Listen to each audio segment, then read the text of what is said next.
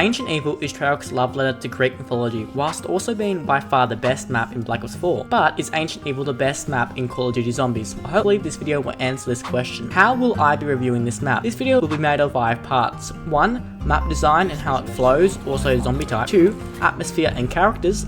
3. The wonder weapons of this map. 4. Easter egg. And 5. Gameplay. That all said, let's dive right into it with Chapter 1. The map design of Ancient Evil can easily be chopped off into 3 segments: Overworld, Underworld, and Mount Olympus. Let's start with the Overworld. The Overworld is where you spawn in with the zombies being held down by the Oracle, also known as Medusa, which I will discuss in heavy detail in the next chapter. So you basically fly through round 1 almost like transit, which I really like because come on, round 1 is so boring. The Overworld is by far the brightest part of the map with such pretty colors and so much saturation. Just look at this, it's beautiful.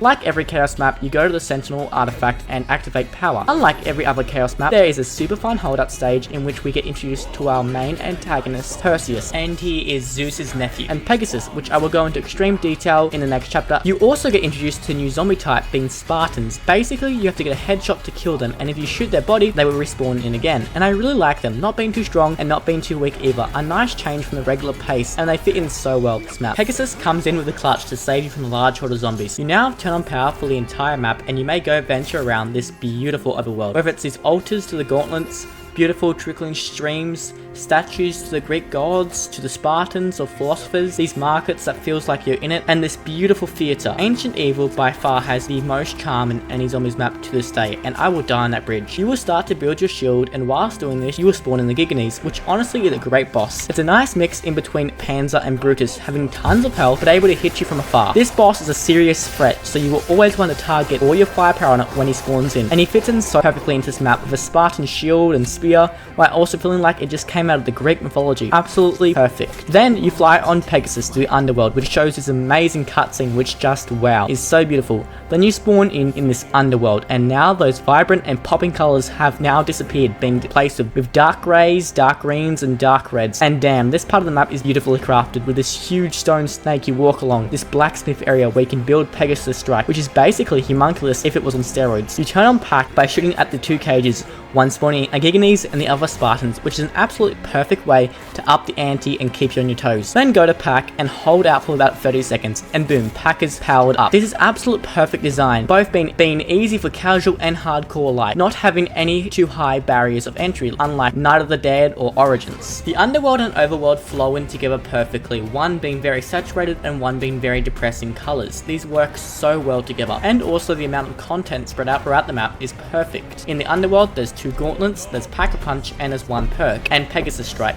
In the Overworld, you have the shield, 3 perks, and the 2 gauntlets. The content is spread out through the map perfectly and giving you a reason to always go to the Underworld and always giving you a reason to go to the Overworld. And this is how every map should be designed, always giving you a reason to go somewhere, and this is absolute perfect map design. Then you have Mount Olympus, which can only be accessed after going through the entire Easter egg and the final step, which is a bit of a shame because it's so beautiful, blending the depressing greys from the Underworld with the vibrant colors of the Overworld to make this both saturated yet grey area looking amazing, in which you hop from these 3 islands all having a different design. Your spawn island looking like a Greek building turned to rubble. The second, a completely shrub area with only plants and trees and dark greys looking amazing. And then the last island is a nice blend between the first and second. You get from one island to another with this jump pad, having a short cooldown, which I really like. This area of the map, Ancient Evil, flows perfectly with very little hiccups, also showing off its boss zombies in each city area. You also have the usual chaos zombies being Blightfather, a super strong, vile looking creature who is a big threat and should be targeted immediately once being spawned in, and Catalyst zombies, which are really good in this map, unlike Voyager of Despair. Chapter 2. Let's talk characters. Most of you were expecting me to talk about a crew first, but no, I think the better characters in this story is Perseus, Pegasus, and Medusa, or the Oracle, but I'll be calling her Medusa from now on. Let's start with Medusa. Now, I must preface this part of the video with I am not an expert on Greek mythology, so if I get anything wrong about this character, I apologize. To the best of my knowledge, Medusa's story-wise is the only character who should be dead because the way Pegasus comes into into existence, Medusa's head being chopped off by Perseus, and Medusa's blood merging the water from the ocean, birthing Pegasus. But this is probably Treyarchs' own take on Greek mythology, so I don't mind Medusa's. Medusa's is a mortal human cursed by the gods, and this is why she has snakes in her, summed up really quickly. If you look into her eyes, she will be turned into stone, and during the game, she randomly bestows you with these max ammos, or fixes your shield up, being a really nice bonus,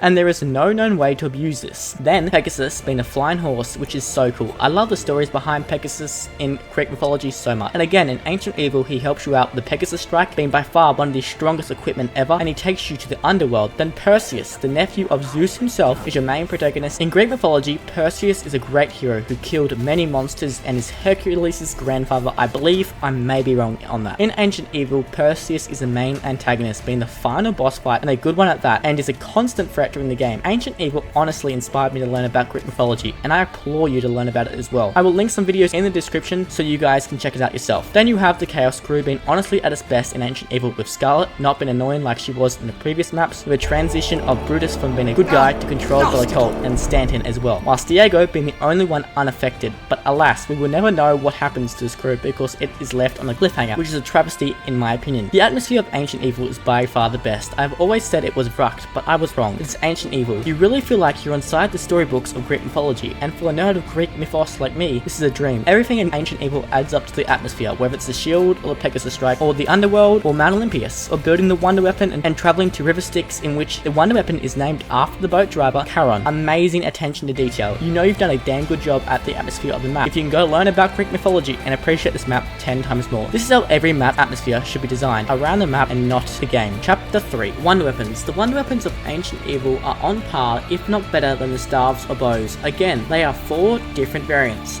Charon, Gaia, Herma, and Orinus. Unlike the staves or the bow, there is no clear best gauntlet. Let's start off with Charon. Charon is definitely best suited for camping, with a charged up shot that will attract all nearby zombies like a monkey bomb and kill them in this pile of acid, and its regular shot pulling them down to Hades, which is such a cool look.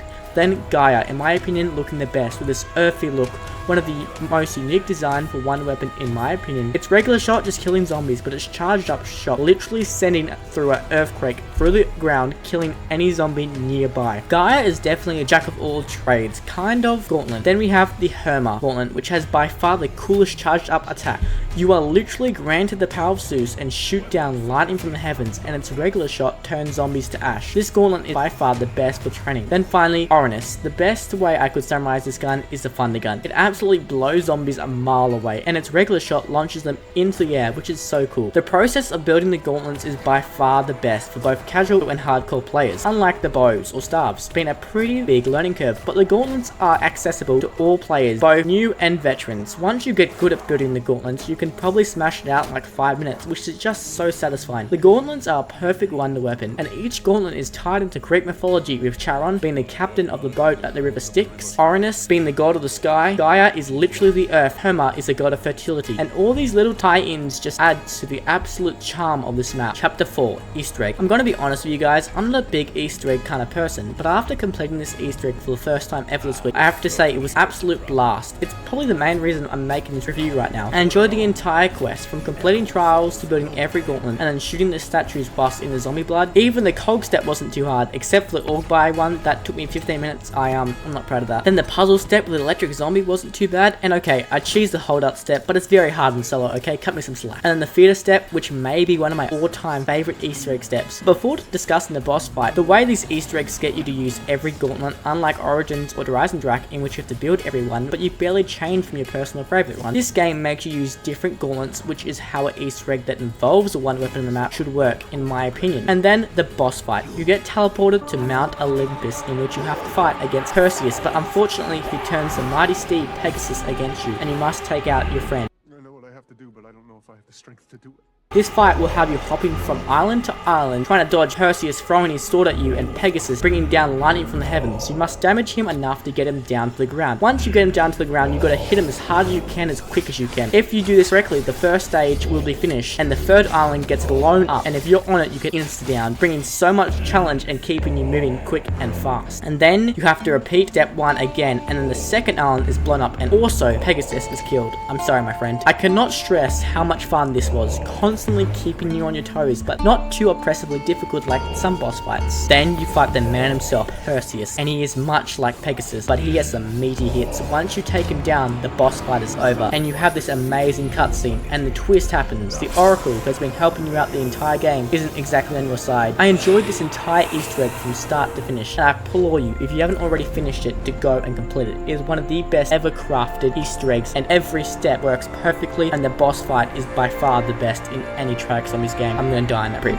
Chapter 5. Gameplay. The gameplay of Ancient Evil is by far the best and most replayable for me, because you have this trial system, this challenge system. I believe it was first introduced on 9, but it is really good in this version. You have 4 levels. You have common, rare, legendary, and epic. Epic and legendary, you can get up to 2 more perks, which I love. Rare and legendary, you can get yourself an extra self revive. So on the higher rounds, you'll just find yourself doing challenges and adding so much more replayability. Challenge system in Ancient Evil is by far the best we ever got. But the gameplay of Ancient Evil works so well because, unlike Der Eisendry, when you don't build a bow and upgrade it, you feel a bit disadvantaged. But on Ancient Evil, you feel just fine without a gauntlet. The gauntlet helps you a lot more, yes, but you don't need it to play this map. This map is perfectly designed for all playstyles. Run and gun, training, hey, there's even a couple camping spots so you can get creative.